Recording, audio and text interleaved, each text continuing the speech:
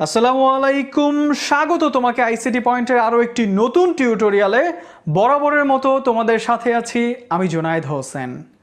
Corona ভাইরাসের কারণে এইবারের এইচএসসি পরীক্ষা পিছিয়ে যাওয়ায় তোমরা হয়তো ভর্তি পরীক্ষার প্রস্তুতির জন্য কিছুটা সময় কম পেতে পারো।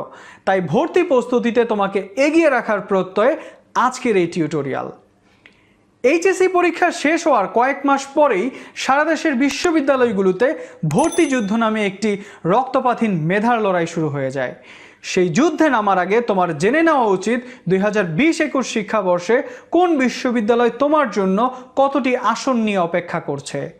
ইতোমধ্যেই 2020-21 শিক্ষাবর্ষের নতুন ভর্তি পদ্ধতি নিয়ে ভিডিও আপলোড করা হয়েছে। যারা দেখোনি, এই ভিডিওর ডেসক্রিপশন বক্সে ভিডিও লিঙ্কটি দেওয়া থাকবে। এই মুহূর্তে তোমরা আই বাটনে সেই ভিডিও লিঙ্কটি দেখতে পাচ্ছ। আজকের এই টিউটোরিয়ালের মাধ্যমে আমি তোমাদের জানাবো সারা বাংলাদেশের সকল পাবলিক বিশ্ববিদ্যালয়ের মোট আসন সংখ্যা। তোমরা যদি কোনো বিশ্ববিদ্যালয়ের ইউনিট ভিত্তিক আসন সংখ্যা এবং কি কি সাবজেক্ট রয়েছে তা জানতে চাও, এই ভিডিওর কমেন্ট বক্সে সেই বিশ্ববিদ্যালয়ের নামটি মেনশন করো। আমি পরবর্তী টিউটোরিয়ালে সেই বিশ্ববিদ্যালয়ের ইউনিট ভিত্তিক আসন সংখ্যা এবং কোন সাবজেক্টে কতটি আসন রয়েছে সে সম্পর্কে বিস্তারিত তুলে ধরব।